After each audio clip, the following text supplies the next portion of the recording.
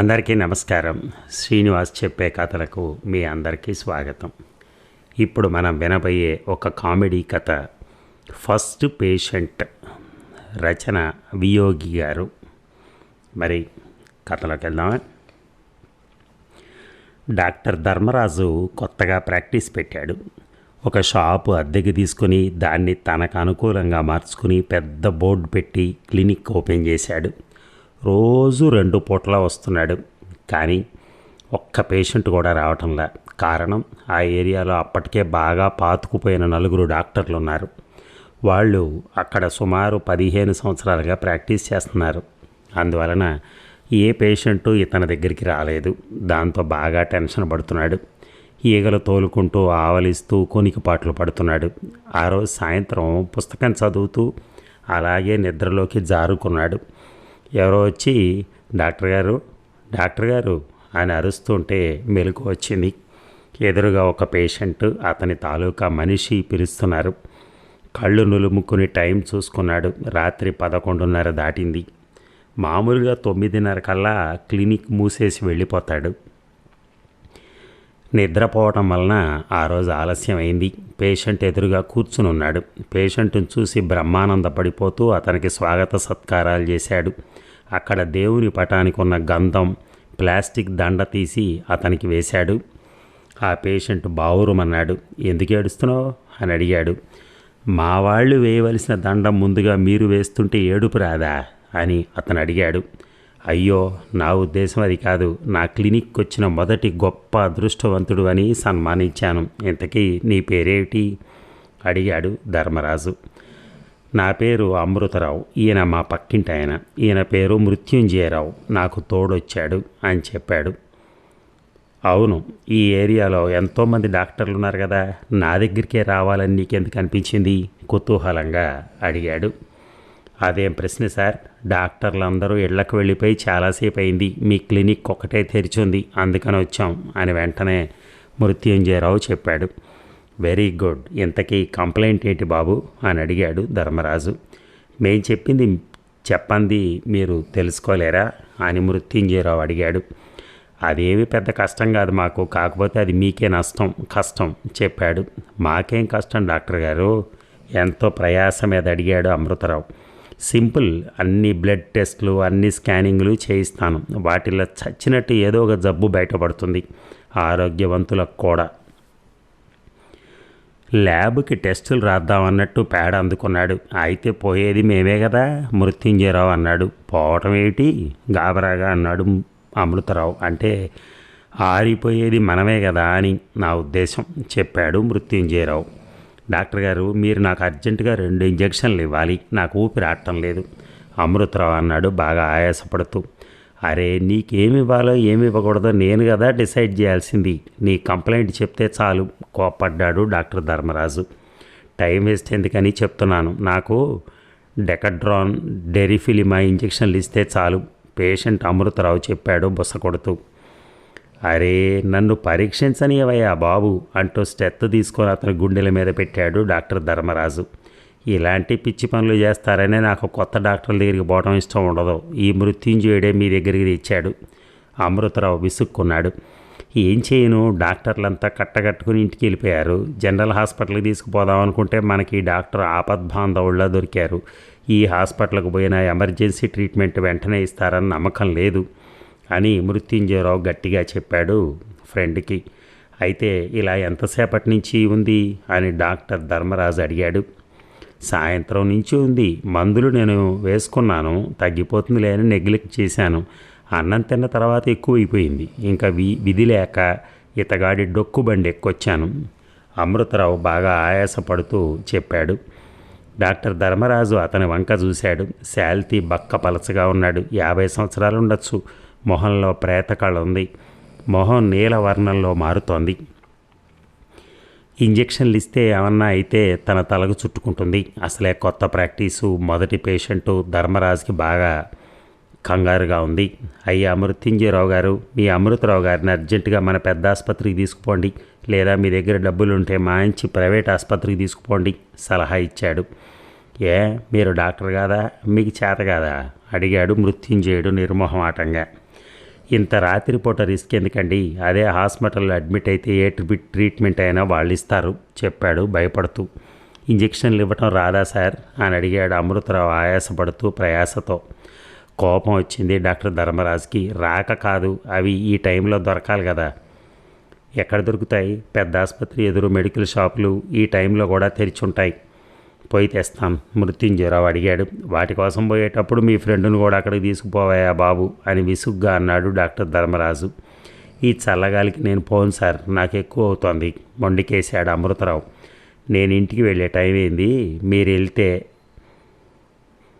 అదేంటి సార్, మీరు మొదటి పేషెంట్కి ట్రీట్మెంట్ ఇవ్వరా? మృత్యుంజయరావు ఆశ్చర్యంగా అడిగాడు. మరి ఇంజక్షన్లు ఎక్కడి నుంచి తేవాలి? రాసిస్తాను, తెస్తావా సన్నగా వణుకుతూ అడిగాడు. మృత్యుంజయరావు తల ఊపాడు గంగిరెద్దులాగా. అక్కర్లేదు, నా దగ్గర ఉన్నాయి అంటూ అమృతరావు తన జేబులోంచి తీసి 2 ఇంజెక్షన్ బాటిళ్ళు 2 డిస్పోజబుల్ సిరంజిలు ఇచ్చాడు. డాక్టర్ ధర్మరాజు నోరు తెరుచుకొని చూస్తుంటే, ఏమిటి మీ జేబు మొబైల్ మెడికల్ షాప్లో ఉంది? తర్వాత ఆశ్చర్యపోదురు కానీ ముందు ఇంజక్షన్లు ఇవ్వండి అమృతరావు అసహనంతో అన్నాడు. ఉండవయ్యా, భలే తొందర పెడతావు.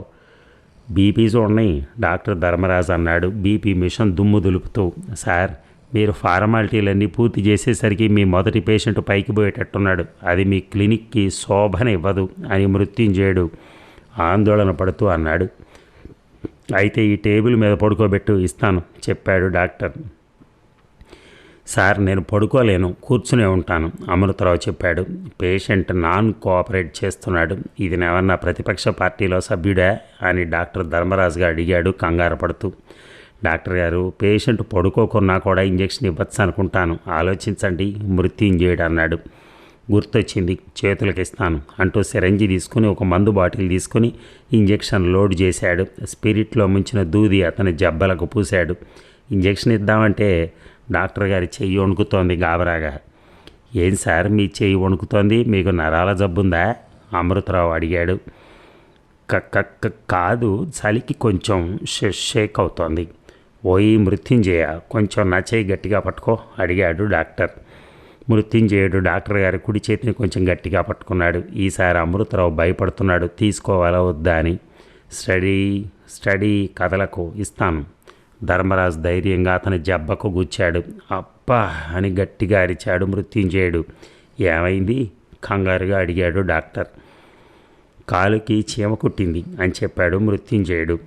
నిదానం సార్, నిదానం అన్నాడు అమృతరావు. ఒక్క నిమిషంలో అది ఇచ్చి 2వ ఇంజెక్షన్ లోడ్ చేసి ఇంకో జబ్బకి ఇవ్వబోయాడు.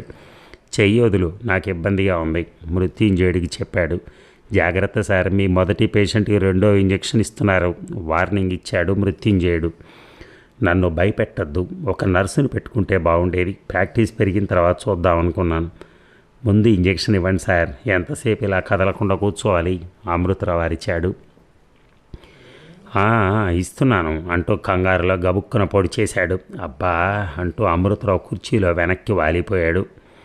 బాబోయ్, ఇంజెక్షన్ రియాక్షన్ ఇచ్చినట్టుంది, దేవుడా రక్షించు ధర్మరాజు ప్రార్థన. మృత్యుంజయరావుకు భయం వేసింది ఆ కేకకి. డాక్టర్ గారు, అతను ఉన్నాడా పోయాడా? దండ ఉంచి మంచి పని చేశారు ఆత్రంగా అడిగాడు. ఓర్ని, నన్ను గాబరా పెట్టమాక అంటూ ధర్మరాజు పరుగున బయటకు వచ్చి బళ్ళున కక్కుకున్నాడు. ఆయన వెంబడి మృత్యుంజయరావు బయటకు వచ్చి అతని వీపు మీద ఒక్కటి ఇచ్చాడు.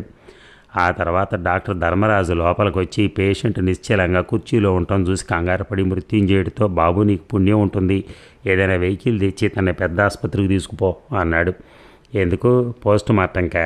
దానికంటే ఎంతో కొంత ఇచ్చి అమృతరావు ఫ్యామిలీతో సెటిల్ చేసుకోండి సలహా ఇచ్చాడు మృత్యుంజయుడు. దూరంగా పోలీసు విజిల్ వినిపించింది. ఇందులో నా తప్పేముంది, అతనే కదా ఇంజక్షన్లు ఇవ్వమంది. అప్పటికి వేరే చోటికి పొమ్మన్నా వినలేదు డాక్టర్ అన్నాడు వణుకుతూ. మీ చేతిలో రాసి పెట్టుంటే మంచి మాటలు ఎందుకంటాడు? పోలీసు జీబు రౌండ్స్కి వస్తున్నట్టుంది, నువ్వు లోపలికి వచ్చి కూర్చో ధర్మరాజు చెప్పాడు. ఏంటి, వాళ్ళకి ఈ విషయం చెప్పద్దా? వాళ్లే ఇతన్ని ఆ జీబులో పెద్ద ఆసుపత్రికి తీసుకుపోతారు మృత్యుంజయరావు అన్నాడు. మనకి వెహికల్ ఖర్చు మిగులుతుంది, నీ దండం పెడతాను వాళ్ళ బోని అంటూ ఉండగా జీపు స్లో అయింది. ఏం డాక్టరు, ఎంత రాత్రిపూట పేషెంట్లను చూస్తున్నారు, ఎనీ ప్రాబ్లం అని పోలీస్ బయట తలబెట్టి అడిగాడు. ఏం లేదు, ప్రజాసేవ, ఎమర్జెన్సీ కేసు తగిలితేనూ చూస్తున్నాను అన్నాడు ధర్మరాజు. వెరీ గుడ్, లోకంలో నీలాంటి డాక్టర్లుంటే ఈ సొసైటీ చాలా బాగుపడుతుందంటూ కాంప్లిమెంట్ ఇచ్చి జీబును ముందుకు పోనిచ్చాడు. మరి సెటిల్మెంట్ చేసుకుంటారా? అమృతరావు ఫ్యామిలీకి చెప్పి రచ్చ చేయించాలా? మీ మొదటి పేషెంట్కే వైకుంఠానికి వీసా ఇచ్చారని రేపు పేపర్లో రాస్తారు మా జర్నలిస్ట్ ఫ్రెండ్స్, బెదిరించాడు మృత్యుంజయుడు. బాబు, ముందు నన్ను గాబరా పెట్టకం, ఈ ఉంగరం తీసుకుని మీ ఫ్రెండ్ని తీసుకుని వెళ్ళిపో. ఉంగరం తీసి ఇచ్చాడు ఏడ్చుకుంటూ. మృత్యుంజయుడు తల ఊపి ఆటో తేవడం కోసం వెళ్ళాడు. వెంటనే డాక్టర్ అక్కడ పడున్న ఖాళీ ఇంజెక్షన్ సీసాలని బయట మురికి కాలువలో పడేశాడు. రామనామం జపిస్తూ బయట నిలబడ్డాడు. కాసేపటికి ఆటో తెచ్చాడు మృత్యుంజయుడు. డాక్టర్ 500 అడిగాడు. ఇవ్వండి అని చెప్పాడు. డెడ్ బాడీని అంతకంటే తక్కువకి ఎవరో తీసుకుపోరట అని ఏడుపు మొహంతో 500 తీసిచ్చాడు ఆటో వాళ్ళకి. ఆటో వాళ్ళ మృత్యుంజయుడు కలిసి అమృతరావు బాడీని మోసుకుంటూ పోయి ఆటో వెనక సీట్లో పడుకోబెట్టారు. మృత్యుంజయుడు బైక్ని స్టార్ట్ చేసి తన వెనక ఆటోను రమ్మని చెప్పి బయలుదేరాడు. ఆటో వాళ్ళ నిర్లక్ష్యంగా ఆటోని స్టార్ట్ చేసి రివర్స్ గేర్లో కొంత దూరం వెనక్కి వచ్చి ముందు గురికించబోయాడు దూకుడుగా. ఆటో వాళ్ళ తాగినట్టున్నాడు. అక్కడ టెలిఫోన్ వాళ్ళు తవ్విన గుంతం చూసుకోవాలా. ఆటో ఆ గుంతలో పడి పైకి లేచింది. ఆటో కుదుపులకు అమృతరావు తల ఇనపగడ్డి కొట్టుకోగానే అబ్బా అని అరిచి లేచి కూర్చున్నాడు. అవాక్కై నిల్చున్న డాక్టర్కు బాయ్ చెప్తూ చెయ్యి ఊపాడు పేషెంట్. బామ్మ మాటలు గుర్తొచ్చాయి. నువ్వు అసలే పిరిగొడ్డువి, నీకు డాక్టర్ చదువులు ఎందుకురా అని. తన కంగారికి తన పిరికితనానికి సిగ్గుపడ్డాడు డాక్టర్ ధర్మరాజు. చూసారా, వాళ్ళిద్దరూ పని చేయించుకున్నారు, శుభ్రంగా ఇంజక్షన్లు వేయించుకున్నారు. ఒక్క పైసా ఇవ్వకుండా ఆయన్ని బెదిరించి చచ్చిపోయారని చెప్పని చూపించి ఆటోలో కూర్చుని ఆ ఆటోలో ఆయనకి ఓ స్పృహ వచ్చినట్టుగా చూపించి వెళ్ళిపోయారు. అందుకే వాళ్ళ బామ్మ అన్నది కరెక్టే. Thank you.